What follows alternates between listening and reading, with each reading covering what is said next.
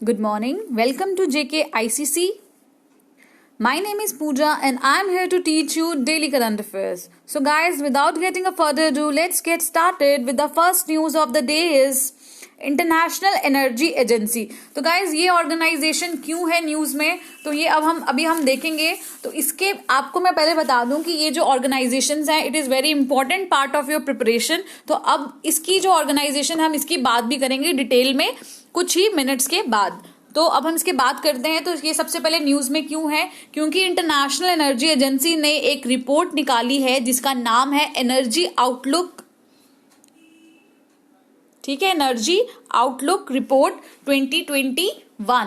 तो उसमें बताया गया है कि इंडिया की आने वाले के टाइम में इंडिया की जो एनर्जी डिमांड्स जो होंगी वो कितनी होंगी, और इंडिया जो है वो कौन से रिसोर्सेज पे एनर्जी के लिए डिपेंडेंट रहेगा।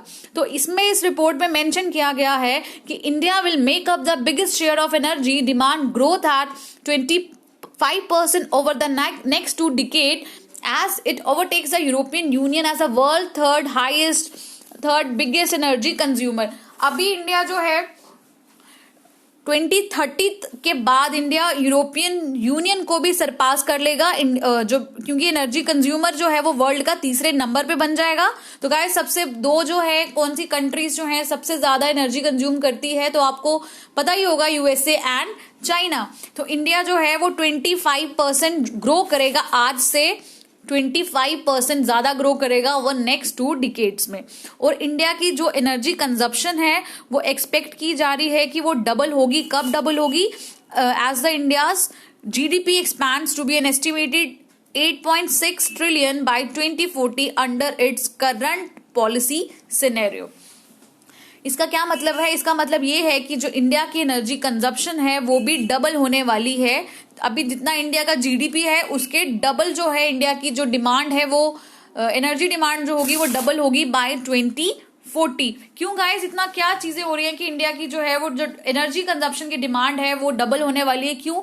जैसे आपने देखा होगा कि इंडिया जो है, अब इंडिया की जो पॉलिसीज हैं वो बहुत ज्यादा जो इन्वेस्टर फ्रेंडली है, या मैं बात करूं बहुत ज्यादा मैन्युफैक्चरिंग में बहुत ज्यादा हम जो है वो इम्प्रूवमेंट देखने को मिलेगी हमें आने वाले डिकेड पे। जैसे कुछ गवर्नमेंट्स की स्कीम है, स्टार्टअप इंडिया हो गया, या तो गवर्नमेंट जो इंडस्ट्रीज के लिए जो है वो इंडस्ट्रीज जो है इंडस्ट्री बेस बनाना चाहती है, इंडिया में मैन्युफैक्चरिंग बेस बनाना चाहती है। तो उसके लिए क्या होगा, इंडस्ट्रीज बड़ी बड़ी आएंगी तो एनर्जी की डिमांड बढ़ेगी। और आपको पता है हमारी पॉपुलेशन भी अब जो सरपास कर जाएगी चाइना को कुछ ही सालों में। तो जब पॉपुलेशन भी बढ़ जाएगी, तो पॉपुलेशन अगर बढ़ गई तो एनर्जी डिमांड इंक्रीज होगी। तो ये कुछ फैक्टर्स हैं, उनकी वजह से जो एनर्जी की डिमांड जो है वो हमें आने वाले टाइम में दिखेगी।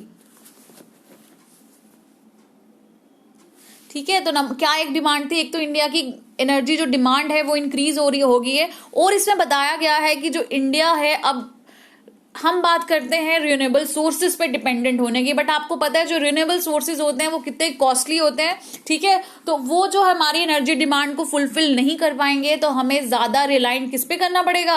फॉसिल फ्यूल पे, और फॉसिल फ्यूल के भी इंपोर्ट पे। ठीक है, क्योंकि जो डोमेस्टिक ऑयल और गैस प्रोडक्शन की इंडिया की जो है वो स्टेगनेंट है बहुत सालों से।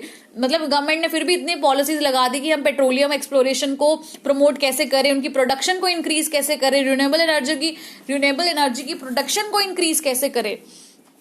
But despite all of that, फिर भी जो हमारी जो डिमांड, जो हमारी प्रोडक्शन है ग्लोबल ऑयल की और गैस की, डोमेस्टिक ऑयल और गैस की, वो जो है बहुत सालों से हमें स्टेगनेंट देखने को मिल रही है। और बोला जा रहा है कि जो इंडिया की ऑयल डिमांड है वो राइज होने वाली है 8.7 million barrel per day in 2040 from about 5 million barrel per day in 2019। ठीक है, तो बोला गया है कि इंडिया की जो ये डिमांड है, ऑयल डिमांड, जो आज हम जो एक दिन पे हम कितना बैरल लेते हैं 5 मिलियन, और ये 2040 में बढ़ के कितना हो जाएगा 8.7 million. The world second biggest net oil importer after China. हम वर्ल्ड में नंबर 2 पे इंपोर्ट करते हैं ऑयल को चाइना के बाद। करंटली हम जो क्रूड ऑयल की नीड्स हैं वो 76% हम इंपोर्ट से पूरी कर रहे हैं। तो ये बोला जा रहा है कि 2040 तक ये बढ़ के 92% हो जाएगा जो हमारा ऑयल जो हम इंपोर्ट करते हैं। अब India rising oil demands could be double India's oil import bill. Obviously demand बढ़ेगी तो इंडिया का जो इम्पोर्ट, जो ऑयल इम्पोर्ट बिल है वो भी डबल होगा, बिल्कुल होगा। तो अब हम बात करते हैं इंटरनेशनल एनर्जी एजेंसी के बारे में, ठीक है। तो ये इंटरनेशनल एनर्जी एजेंसी है क्या? ये एक इंटरनेशनल ऑर्गेनाइजेशन है।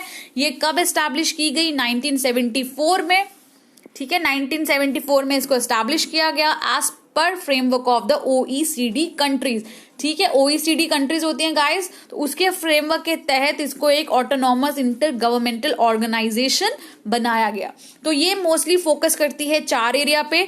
कौन से हैं वो 4 area? Energy security, economic development, environmental awareness and engagement world wide, ठीक है। तो इसका हेडक्वार्टर इंपॉर्टेंट है आपके लिए, इसका हेडक्वार्टर है फ्रांस में। फ्रांस की कैपिटल क्या है गाइस? पेरिस। तो इसके एट प्रेजेंट 30 मेंबर्स हैं, तो और 8 एसोसिएशन भी है। तो candidate country must be a member country of OECD। अगर लाइक जैसे इंडिया है, इंडिया OECD का मेंबर नहीं है गाइस, आपको पता होना चाहिए। और इसका क्या मतलब हो गया? इंडिया जो है IEA का भी मेंबर नहीं है, इंडिया उसका एक एसोसिएट मेंबर है, ठीक है। तो अगर आपको अगर IEA का मेंबर बनना है तो उसके लिए पहले आपको OECD का मेंबर बनना जरूरी है। तो एट प्रेजेंट इसमें कितने मेंबर्स हैं गाइस? 30 मेंबर्स हैं, ठीक है। तो ये ऑर्गेनाइजेशन आपके लिए बहुत इंपॉर्टेंट थी, तो आप इसको ध्यान से सुने और इसको पॉज करके जो इसमें पॉइंट्स हैं वो जॉट डाउन कर लें अपने किसी नोटबुक में। Next is disengagement at the Pangong Tso. तो गाइस ये टॉपिक आपके एग्जाम के लिए बहुत इंपॉर्टेंट है। स्ट्रैटेजिकली ये टॉपिक बहुत ही इंपॉर्टेंट है। अगर हम इंडिया के पर्सपेक्टिव से बात करें तो ये पहली बात करती हूं मैं, ये न्यूज में क्यों था। आपने सुना होगा लास्ट ईयर जो था अप्रैल में, हमें कितना ज्यादा जो हमें स्टैंड ऑफ देखने को मिला। कहाँ पे? जो पैंगोंग त्सो लेक है ये गाइस, ये लेक है कहाँ पे? पहले मैं आपको बता देती हूँ ये लेक कहाँ पे है। ये लेक आप इस मैप में देख रहे हैं, ये लेक बाउंड्री है। ये लेक क्या है? ये इंटरनेशनल बाउंड्री है। किस किस के बीच में? इंडिया के बीच में एंड चाइना के बीच में। ये आपको लेक दिख रही है, ये लेक, ठीक है। तो ये लेक जो है ये बाउंड्री है इंडिया और चाइना के बीच में, ठीक है। तो बाउंड्री है। अब आपको पता है पानी की जो बाउंड्री है उस पे तो हम जो कुछ रिंग्स वगैरह तो लगा नहीं सकते ना, कि ये बोल सकते हैं कि ये बाउंड्री आपकी है, ये जो एरिया है ये हमारा है। तो यही अगर लैंड बाउंड्री हो तो वो हम मेंशन कर सकते हैं कि यहाँ पे ये वाला लैंड आपका है, ये वाला आपका है। बट पानी वाली जगह पे बाउंड्री बनाना गाइस आपको पता है कितना डिफिकल्ट होता है, ठीक है। तो अभी हमें लास्ट ईयर जो था इसके पास बहुत स्टैंड ऑफ इंडिया और चाइना का देखने को मिला। अब जो है कुछ एक जो है, अब इस जो डिस्प्यूट है इसको खत्म करने की बात हो रही है। इस डिस्प्यूट को क्यों खत्म होने की बात हो रही है? इस डिस्प्यूट को खत्म होने की बात करिए। इंडिया और चाइना जो है एक एग्रीमेंट पे आगे हैं, ठीक है। वो कह रहे हैं कि अब जो है हम डिसएंगेजमेंट जो है इस पैंगोंग लेक पे जो है वो करना चाहते हैं, ठीक है। फेज्ड और कोऑर्डिनेटेड एंड वेरीफाइड मैनर में, मतलब आहिस्ता आहिस्ता जो है हम यहाँ पे डिसएंगेज करेंगे, ठीक है। डिसएंगेज का क्या मतलब है? आर्मी अपनी अपनी जगह पे चली जाएगी, जहां पे आज वो खड़ी है वहां से वापस चली जाएगी, ठीक है।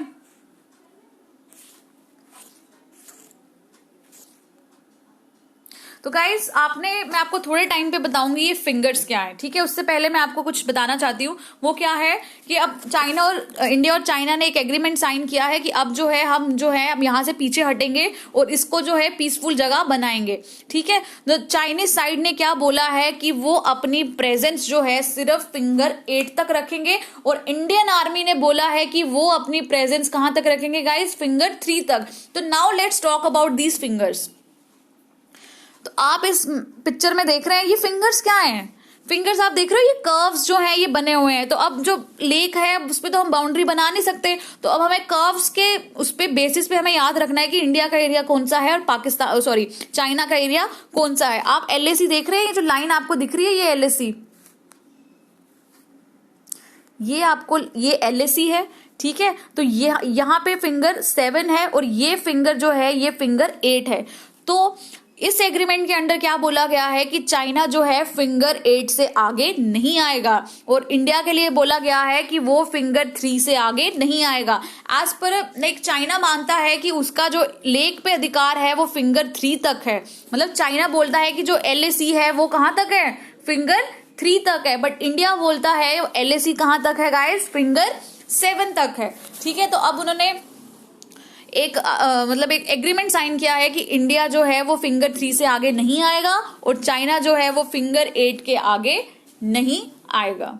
ठीक है, तो बेसिकली ये डिस्प्यूट यहाँ पे क्यों था, क्योंकि आपको पता है जो LAC है, ये जो लाइन है, line of control, actual control, ये सेपरेट करती है इंडिया और चाइना को।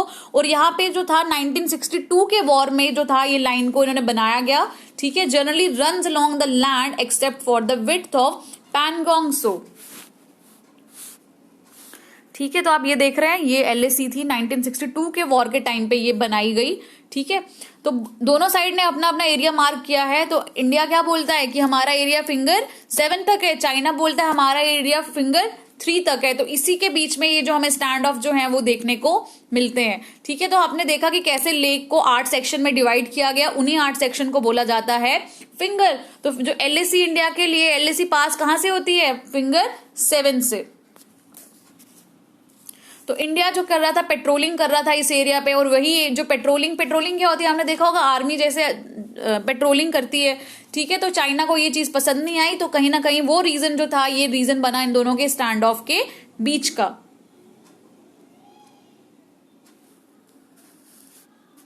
क्यों ये पैंगसोंग लेक जो है यहाँ पे इतना ज्यादा हमें डिस्प्यूट देखने को मिलता है, क्योंकि ये लेक जो है वो स्ट्रैटेजिकली बहुत क्रूशियल है, क्योंकि it is very close to एक यहाँ पे वैली है गाइस, उसका नाम है चूसल वैली। ठीक है, तो अगर आपको पेपर में आता है Chushul valley is related to what, so Chushul valley is related to Pangong lake. ठीक है, तो ये एक मेन रूट था जहां पे चाइना ने ऑक्युपाइड कर लिया था इंडिया की टेरिटरी को, तो इसीलिए ये जो है ये प्रॉब्लमैटिक है। तो guys now let's talk about this Pangong lake. Pangong lake का क्या मतलब है? पैंगयोंग, आपको पता है सो किसको बोलते हैं? TSO, सो बोला जाता है लेक को तिब्बत में। तो पैंगयोंग जो है उसका मतलब होता है तिब्बत में कॉन्क्लेव लेक। ठीक है, ये 14,000 फुट की हाइट पे है और 135 किलोमीटर लॉन्ग है। 135 किलोमीटर से 45 किलोमीटर किसके पास है? इंडिया के पास है। और ये लेक कैसे बनी थी? It is formed from the Tethys geosyncline. ठीक है, और ये एक सॉल्ट वाटर लेक है। तो गाइज ये टॉपिक आपके लिए इंपॉर्टेंट था। तो और इसमें बोला गया कि कोई भी स्ट्रक्चर्स जो बिल्ड किए गए हैं by the both side since April 2020, मतलब 2020 अप्रैल में हमें स्टैंड ऑफ देखने को मिला था। उसके बाद जितने भी वहां पे स्ट्रक्चर्स बिल्ड किए गए हैं उन स्ट्रक्चर्स को रिमूव करके लैंडफॉर्म को वापस से रिस्टोर किया जाए। और both side have agreed on a temporary moratorium on military activities in the north bank. ठीक है, तो उन्होंने बोला है कि यहाँ पे हम क्या करेंगे, आहिस्ता आहिस्ता पेट्रोलिंग भी खत्म कर देंगे। ठीक है, तो इंडियन आर्मी की या चाइनीज आर्मी की यहाँ पे पेट्रोलिंग भी आहिस्ता आहिस्ता, जितने भी पेट्रोलिंग एक्टिविटीज हैं उसके आसपास के एरियाज में भी वो भी बंद की जाएंगी। तो ये एग्रीमेंट जो है हमें दोनों के बीच में देखने को मिला है। नेक्स्ट इज वर्ल्ड यूनानी डे। तो गाइज वर्ल्ड यूनानी डे अभी सेलिब्रेट किया गया कब? 11 फरवरी 2020 को। तो इसका ऑब्जेक्टिव क्या था? अवेयरनेस स्प्रेड करना about the health care delivery through the Unani system of medicine through its preventive and curative philosophy. ठीक है, तो ये जो है किसकी बर्थ एनिवर्सरी पे ये दिन मनाया जाता है? हकीम अजमल खान की बर्थ एनिवर्सरी पे। प्रिंसिपल्स क्या है यूनानी सिस्टम के? यूनानी सिस्टम जो होता है ये 4 ह्यूमर के पे बेस्ड है। कौन कौन सा? Blood, phlegm, yellow bile and black bile. इन चारों सिस्टम्स पे इनकी जो सिस्टम जो बॉडी में प्रेजेंस होते हैं उनकी वजह उनसे ये जो उन पे ये बेस्ड है। ठीक है, तो quality and the quantity of the 4 humour effects the state of the health and diseases in the body. और इसका गाइस आपसे ओरिजिन पूछ लिया जा सकता है। इसका ओरिजिन कहाँ पे हुआ था? ग्रीस में। और 11th सेंचुरी में अरब्स जो थे वो इसको इंडिया में उन्होंने इसको इंट्रोड्यूस किया। Babur cruise missile. तो गाइस दिस मिसाइल, ये किसकी मिसाइल है? ये पाकिस्तान की मिसाइल है। ये एक पाकिस्तान की short range surface to surface ballistic missile है जो कैपेबल है of hitting land and sea targets with a high precision up to 490 kilometre away. तो आपसे ये पूछा जा सकता है कि बाबर क्रूज मिसाइल जो है ये कौन से स्टेट की मिसाइल है, कौन से कंट्री की मिसाइल है। ये एक पाकिस्तान की मिसाइल है और ये एक शॉर्ट रेंज है जिसका कितने तक 490 किलोमीटर तक ये टारगेट कर सकता है और ये surface to surface ballistic missile है और ये कैपेबल है, हिट कर सकती है ये लैंड और सी टारगेट को। चाइना तियानवेन-1 प्रोब, चाइना का ये जो प्रोब है ये सक्सेसफुली एंटर किया गया, करा इसने कहाँ पे, अराउंड द मार्स के ऑर्बिट में। ठीक है, तो अभी इसको 2 महीने की जर्नी हुई थी, तो अभी इसने जो है मार्स के जो ऑर्बिट में एंटर कर लिया है। In about 3 months the Tianwen-1 will attempt to send a landing capsule carrying a 240 kilometre rover in a rapid 7-minute descent onto a massive plane in the northern hemisphere of the Mars known as Utopia Planitia। तो guys आपसे ये पूछा जा सकता है कि Utopia Planitia is related to what? It is related to China Tianwen one probe जो कहाँ पे है, northern hemisphere of the Mars. तो northern hemisphere of the Mars को बोला जाता है यूटोपिया प्लेनेशिया। ये चाइना का पहला मार्स मिशन है। ठीक है, चाइना का पहला मार्स मिशन है। तो आप मुझे कमेंट सेक्शन में लिख के बताओ इंडिया का मार्स मिशन का नाम क्या है। तो इसके स्पेसक्राफ्ट में 3 चीजें हैं, एक होता है ऑर्बिटर जो ऑर्बिटर घूमता है, फिर होता है लैंडर, ठीक है, जो यहाँ पे लैंड कर रहा है। आप देख रहे हो पहले ऑर्बिट होगा, ये लैंडर होगा, फिर लैंडर में से एक चीज निकलेगी जो पूरे मार्स में घूमेगी और उसका नाम क्या है, रोवर। ये लॉन्च हुआ था लास्ट ईयर को मार्च 5 को इसको लॉन्च किया गया था। ठीक है, तो ये इसकी लैंडिंग साइट क्या है, समवेयर इन यूटोपिया प्लेनेशिया जो नॉर्दर्न हेमिस्फीयर में है, नॉर्दर्न हेमिस्फीयर ऑफ मार्स में। ठीक है, अगर ये मिशन सक्सेसफुल होता है तो चाइना तीसरी कंट्री बन जाएगी यूएसए एंड यूएसएसआर के बाद जिसने मार्स में सक्सेसफुली लैंड किया है।